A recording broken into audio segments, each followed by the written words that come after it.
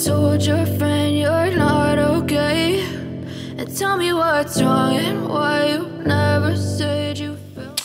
Salam Planter Indonesia, assalamualaikum warahmatullahi wabarakatuh. Di malam hari yang berbahagia ini kita akan membahas sebuah kondisi tanaman kelapa sawit yang kelebihan unsur hara.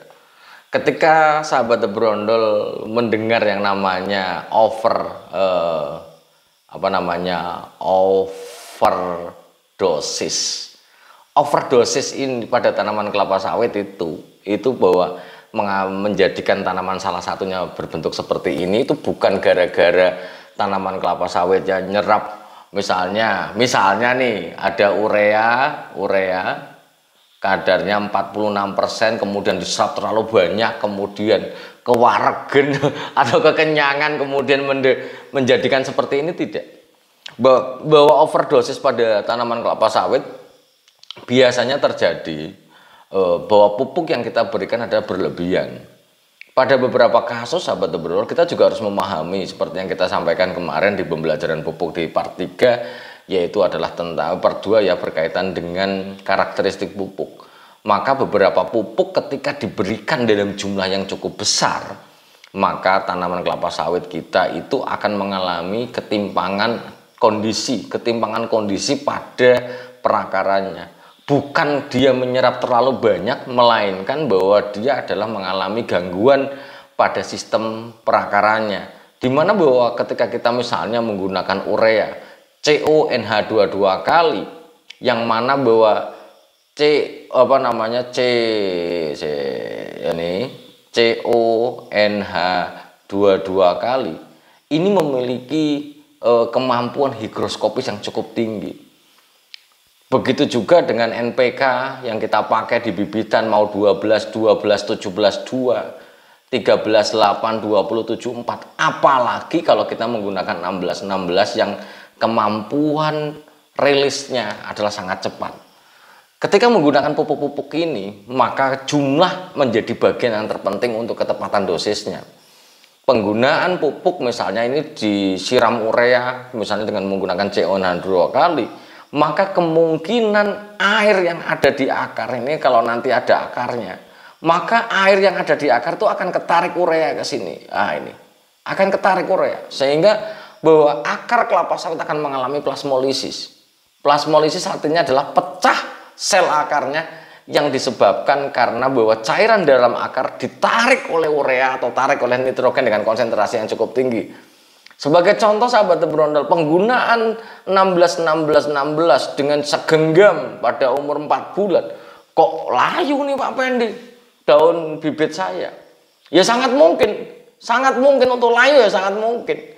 Balik lagi bahwa nitrogen yang ada, NPK yang ada menjadikan cairan yang ada di perakaran menjadi ketarik ya lah.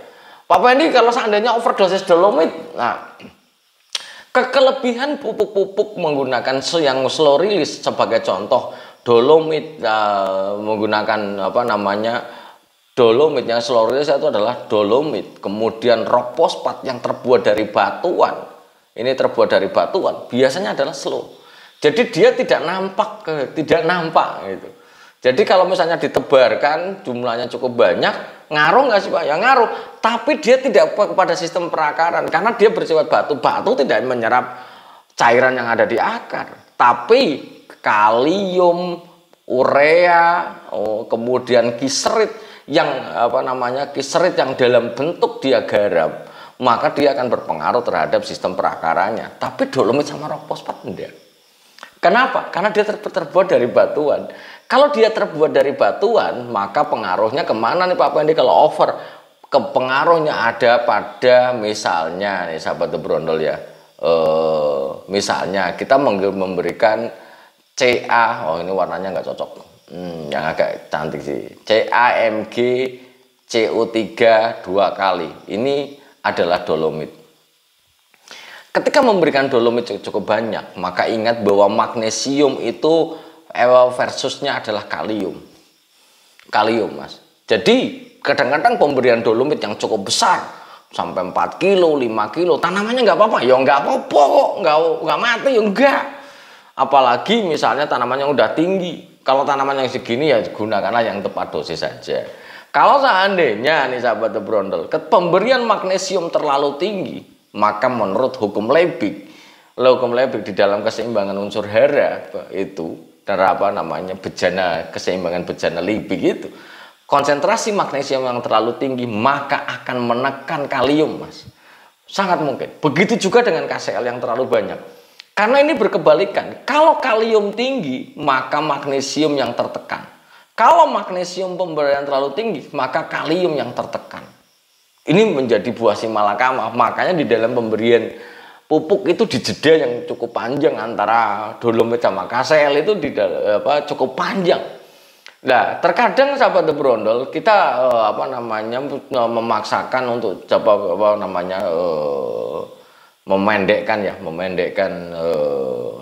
memendekkan jaraknya itu jangan. Sehingga ketika kita ngomongin overdosis sahabat brondol ataupun kelebihan pupuk, kalau dia tadi yang saya sampaikan, kalau dia bersifat slow ya nggak ada masalah. Maka pemberian menjadi tempat sasaran adalah hal yang penting. Misalnya gambar ini saja. Pak Pendi, kenapa gambar ini seperti ini? Ini overdosis, Mas. Overdosis. Kenapa dia overdosis? Kita perhatikan. Ini butiran urea ini di sini. Nih, terlalu dekat. Pemberian jarak antara tanaman ke penyebaran pupuk adalah ada aturan mainnya. Oh Pak Pendi, ini kan akarnya misalnya nih, ini mungkin sahabat brol, ini kan akarnya di sini. Akarnya di sini. Ngapain kita mupuk di sini? Betul. Itu kalau logika kita. Karena kalau kita makan nggak mungkin wireless, itu nggak mungkin itu. Tapi pada tanaman kelapa sawit ataupun tanaman yang lainnya, sahabat brol, logikanya adalah kita balik seperti itu. Pemberian Pemberian pada ini batang, maka sedekat-dekatnya adalah 30 cm. Maka kalau dia 30 cm, maka pemberiannya adalah di sini nih sahabat brondol nih. Pemberiannya di sini. 30 cm free dari pupuk. Tidak boleh kita pupuk, Mas. Tapi kan akarnya di situ, tenang. Bahwa penyerapan unsur hara pada tanaman kelapa sawit khususnya. Karena banyak juga sahabat-sahabat brol tentang Pak Pendi terangin duren, terangin kelapa. Sorry, tidak bisa. Saya juga bukan ahlinya. Dan kelapa sawit juga sebenarnya bukan ahlinya. Cuma belajar kelapa sawit udah 17 tahun ya bisa lah berbagi lah sahabat brondol. Itu karena kalau untuk kelapa yang lainnya mungkin tidak bisa saya jelaskan. Tapi kalau kelapa sawit karena mungkin belajarnya udah terlalu lama di kebun ya ini tak terangin ini seperti ini. Jadi kalau misalnya ini 30 cm menjadi pertanyaan sahabat brondol, ini akarnya di sini. Nah, akarnya di sini. Di situ misalnya. Begitu akarnya di situ, kita mupuknya di sini, Pak Pendi.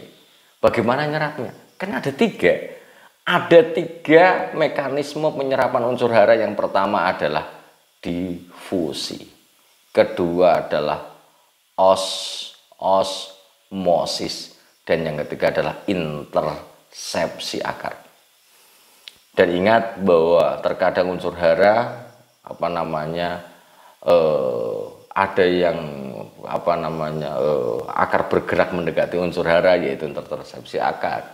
Ada juga yang dia merembet mendekati ini, masuk ke dalam membran sel akar juga ada. Ada juga yang masuk ke dalam mekanisme penyerapan ini yang nanti saya terangkan di part keempat ya. Part keempat belajar pemupukan bersama The Brondol.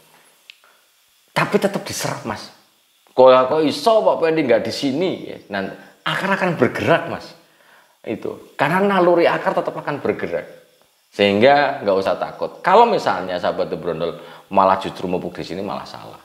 Karena bahwa kalau bisa pada tanaman yang belum menghasilkan seperti ini 30 cm free. Nah, ini di sini ada juga yang nanti di luar. Urea dan KCl boleh dipupukkan 30 cm dari pohonnya. Dolomit sama rock fosfat di sini nih, agak keluar ini. Sehingga tidak berada pada satu mekanisme tempat pemupukan yang sama, akan jauh lebih baik sahabat brondol. Sehingga ini yang menjadi menjadi catatan kita semuanya, benang merah yang ingin saya sampaikan kepada sahabat brondol semuanya adalah bicara tentang overdosis. Bahwa sekali lagi yang pertama, overdosis pada tanaman kelapa sawit menyebabkan tanaman kita terganggu. Bukan, sekali lagi, bukan tanamannya menyerap kekenyangan kayak kita dikasih mie ayam, bakso, gulai, tongseng, dimakan semuanya kewargen, baru kelempokan tidur, bukan. Tapi bahwa pemberian pupuk yang terlalu banyak pada tanaman kelapa sawit akan berpengaruh terhadap sistem perakarannya. Maka pahami, apalagi urea, KCl, kisrit, harus benar-benar berhati-hati menggunakannya karena dia memiliki senyawa garam atau ikatannya garam. Yang kedua ingin saya sampaikan bahwa pemupukan itu ada aturan main tempatnya. Tempat tepat adalah sangat penting. Dimana bahwa tempatnya, tadi sekali lagi, kalau tanaman belum menghasilkan setidak-tidaknya 30 cm. Tenang saja, semuanya akan terserap pada waktunya menggunakan mekanisme apakah dia difusi, apakah dia osmosis, ataukah dia intersepsi akar, tetap akan diserap. Walaupun dia di luar 30 cm, akarnya di situ nanti akan berkembang dan bergerak. Maka gunakanlah lubang tanam yang sesuai sehingga memudahkan akar berkembang dengan baik. Pesan The Brondel pada malam hari ini adalah jangan dipaksakan tanaman kelapa sawit kita menyerap terlalu banyak. Karena banyak orang ketika punya rezeki yang berlebih, pengen tanaman kelapa sawitnya menjadi cepat besar dengan menginjek ataupun memberikan pupuk dengan jumlah yang terlalu besar. Salah. Semuanya itu ada takarannya. Bagi sahabat The Brondel yang minta tabel rekomendasinya dari PPKS seperti apa, silahkan WA saya saja. Dengan keterbatasan waktu, saya udah hampir 1 bulan sensus berangkat pagi pulang malam, tapi selama pendek bisa akan tetap saya bantu. Semoga bermanfaat bagi sahabat The Brondel semuanya, dan mari kita menanam kelapa sawit dengan untuk menghasilkan pendapatan demi kelancaran jalan keluarga kita. Semoga Allah mendekap kita dengan kesehatan dan kebahagiaan tanpa syarat semuanya, dan melapangkan jalan rezeki yang halal dan tidak disangka-sangka. Terima kasih. Salam planter Indonesia. Assalamualaikum warahmatullahi wabarakatuh.